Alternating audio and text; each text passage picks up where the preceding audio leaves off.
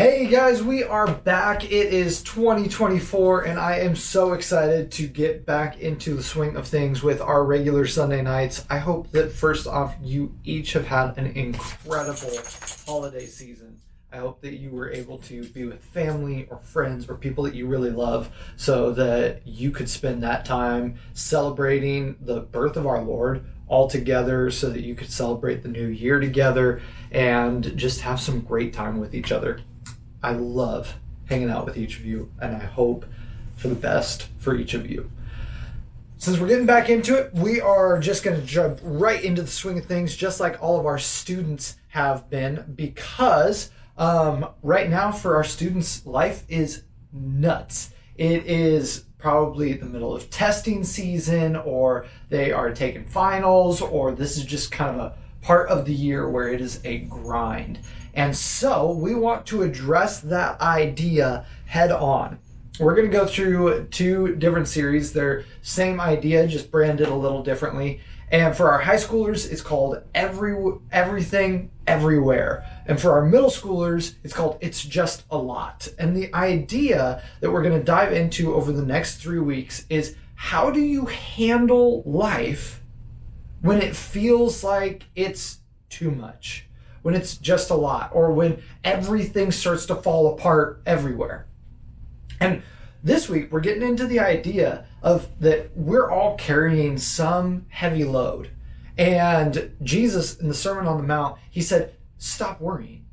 Don't be anxious about anything. Tomorrow has enough to worry about itself.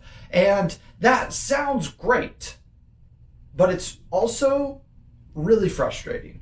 Because Jesus doesn't tell us how to do that. And I think all of us could agree that we don't want to be anxious. So we're going to be looking at Philippians and 1 Peter, when both of these authors, Paul and Peter, kind of say something pretty similar. Of like, we can cast these burdens onto God, and we can do that through prayer. And so we're introducing the idea to our students this week that we want to challenge them to take one thing that they're worried about, one thing that's hard, and we want them to give that over to God and do that through prayer. Now, this is going to be a moment where you as a small group leader can really be vulnerable and talk about times where you've had to give stuff up to God in prayer. Maybe for you, it was a crazy family situation. Maybe for you, it was a relationship that was blowing up. If you've got something like that at literally any point in your life, I hope that this Sunday you share it with our students. I hope that this Sunday, when you're all together as a small group, that you can be the one to say, hey, I've walked through this as well.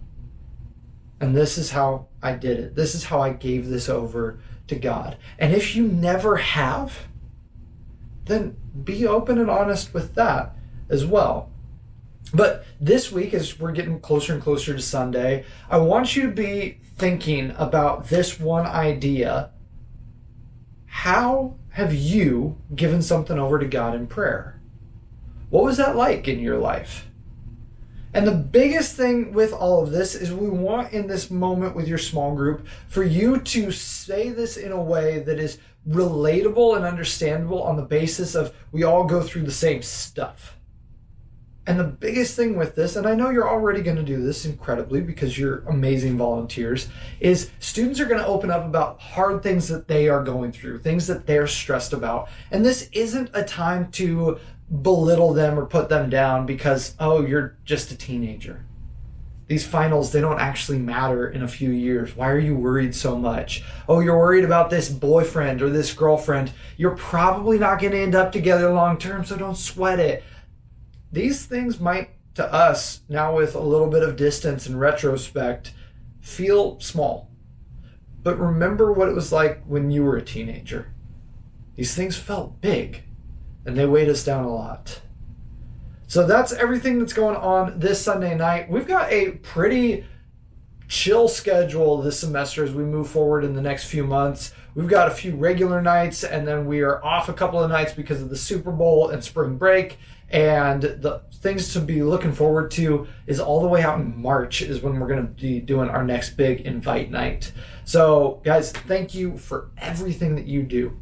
Thank you for the way that you're pouring into these students and you are caring about them so deeply and so personally. You are making sure that they know they're seen and loved every Sunday night when they come here. And even on the nights that they don't come here, you texting them and reaching out to them. You guys are such an inspiration to me. It's so great to see you do your thing. This past weekend, I want to brag on one of the volunteers specifically. This past weekend, we were off at our winter retreat, and there was one moment where I was sitting down with Becky right in front of the fireplace, and we're hanging out and we're talking for a little bit. And it was, if you weren't there, it was so cold and everything was icy and walking around was treacherous. We had kids falling over all the time and they just like rebound off of anything. But Becky was sitting there and she was telling me how it's kind of frustrating that she can't go out and be moving around like she could when she was, 15, 16, 17, like these students were. And it was one of those moments that I think it all clicked. You don't have to be a teenager. You just have to care about teenagers. And, huge shout out to Becky, because I was able to say this to her, and I want to say this to every one of you. You care about these guys so much. And that's the thing that matters. After we had our talk around the fire, Becky and I, not 20 minutes later, kids were coming in to play board games and warm up and drink hot chocolate. And Becky was right there in the fray, and they didn't miss a beat. They didn't care that she couldn't be out there with them. She cared that they cared that she cared, because that's what really matters. So guys, thank you for everything that you do. I can't wait to serve with you again this Sunday night.